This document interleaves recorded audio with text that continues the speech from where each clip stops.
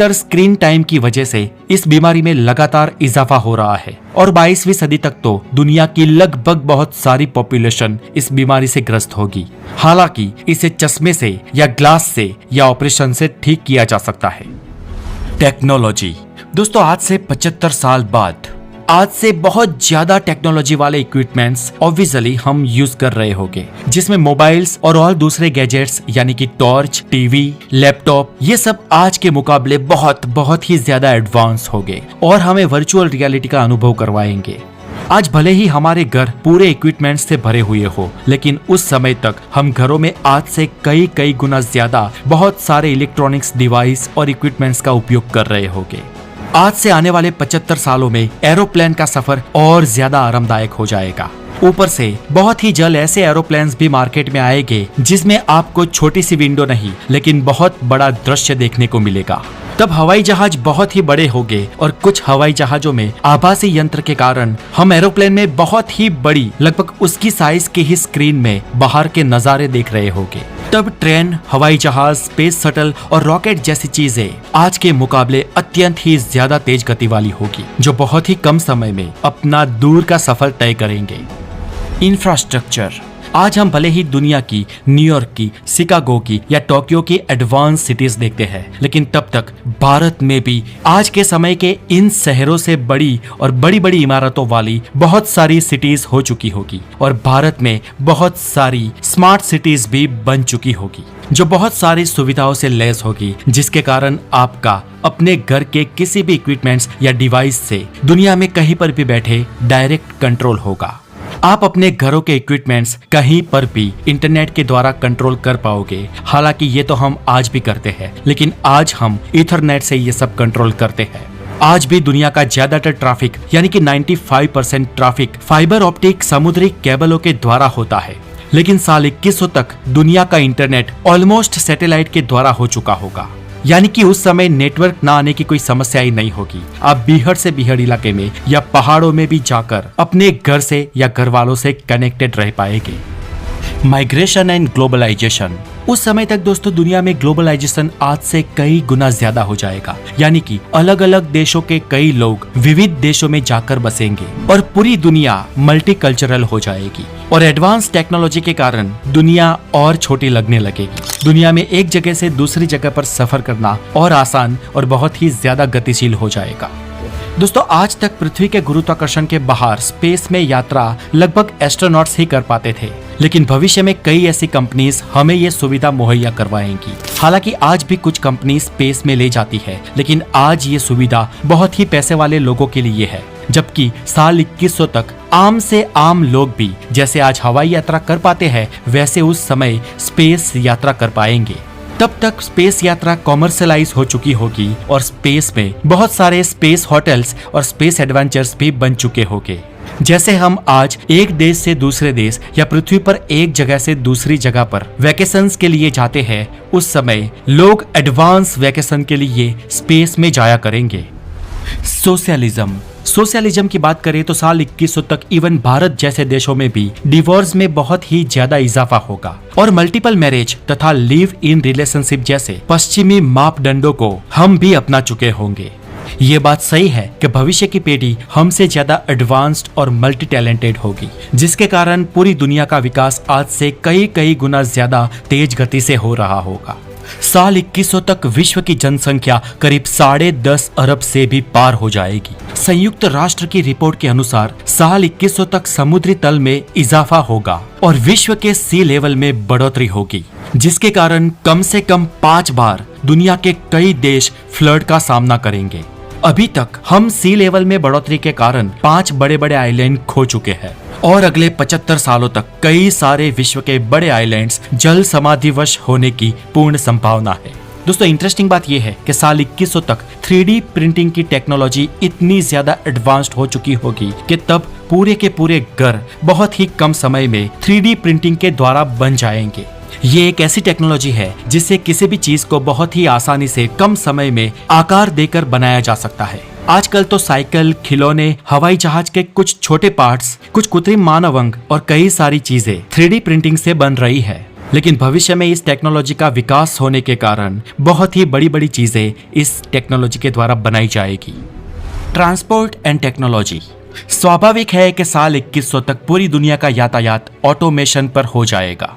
Self drive की बात करें दोस्तों, तो ये समाचार साल 2100 में नहीं, लेकिन इससे बहुत पहले यानी कि नियरेस्ट फ्यूचर में सुनने को मिल सकते हैं।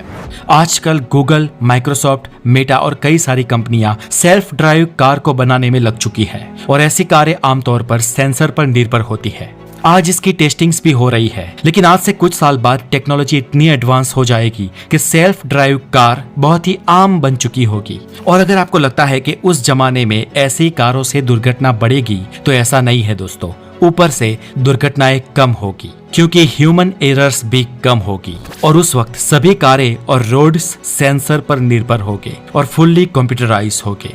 आजकल कई सारे विकसित देशों में स्वयं संचालित without any driver metro trains भी चल रही होती है और इसलिए नजदीकी भविष्य में कम से कम कुछ विकसित देशों में स्वयं संचालित कारें अपनी जगह बना सकती है। उस वक्त तक तो होलोग्राफिक स्मार्टफोन बहुत ही आम बन चुके होंगे, यानी कि आप अपने प्रियजन से सिर्फ स्क्रीन पर नहीं लेकिन हूबहू आपके सामने वो व्यक्ति मौजूद हो, इस तरीके से बात कर पाएंगे। साल 2100 तक इंटरनेट की स्पीड की बात करें दोस्तों, तो घर में कितने भी इक्विपमेंट्स हो कोई फर्क पड़ने वाला नहीं है, क्योंकि इंटरनेट इतना फास्ट होगा जिसकी हम कल्पना भी आज शायद ना कर सके। हालांकि तब वीडियोस, फोटोज और रो फाइल की क्वालिटी ही इतनी ज्यादा होगी कि वो बहुत ही ज्यादा मेमोरी ऑक्यूपाई करेंगे, लेकिन इस बड़ी मेमोरी को भी आसानी से ऑनलाइन चढ़ा देना या डाउनलोड करना उस वक्त की इंटरनेट की स्पीड के सामने सेकंडों का खेल होगा।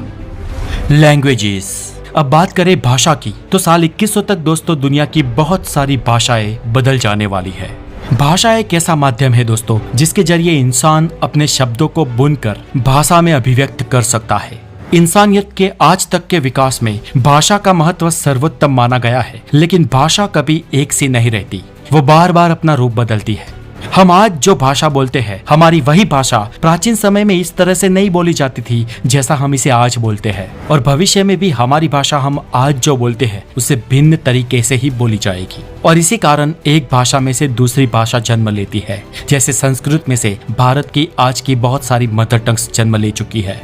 ऊपर से एक भाषा दूसरी भाषा के शब्दों को अपनाकर परिवर्तित या विकसित होती रहती है।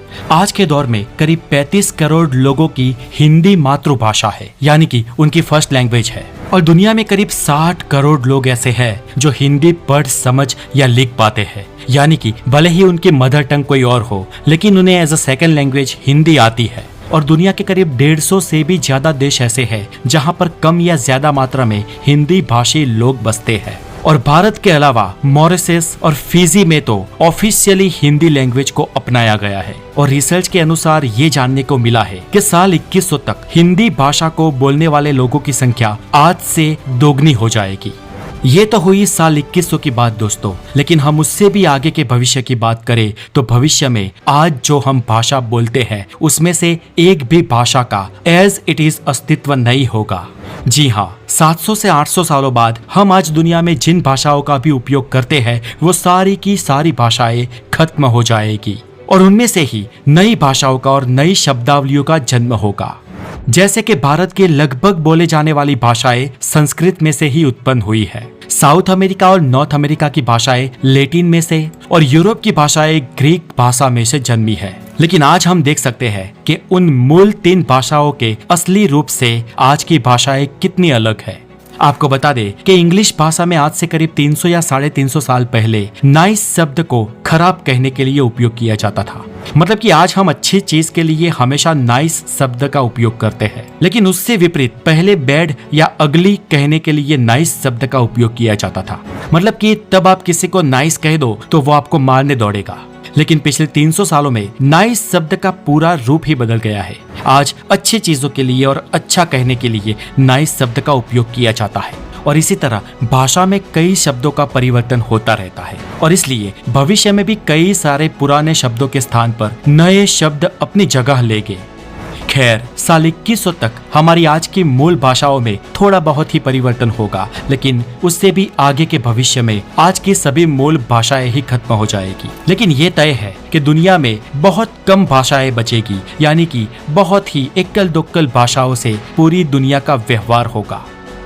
अब दोस्तों, अगर भविष्य में युद्ध जैसी स्थिति बनती है तो दुनिया के एक्सपर्ट्स बताते हैं कि अगर कोई वर्ल्ड वॉर हुआ तब भी एंटायरली पूरी दुनिया का सफाया नहीं होगा, क्योंकि ऑलमोस्ट दुनिया की सभी वॉर्स प्री प्लान होती है। हाँ, हम माने या ना माने, लेकिन आमतौर पर वॉर्स प्री प्लान्ड होती है और दुनिया के कई विकसित देशों के पावरफुल लोग वॉर होने से कुछ समय पहले ही अपने आप को महफूज कर चुके होंगे और ये बचे कुचे दुनिया के लोग इंसानियत को जिंदा रख सकते हैं।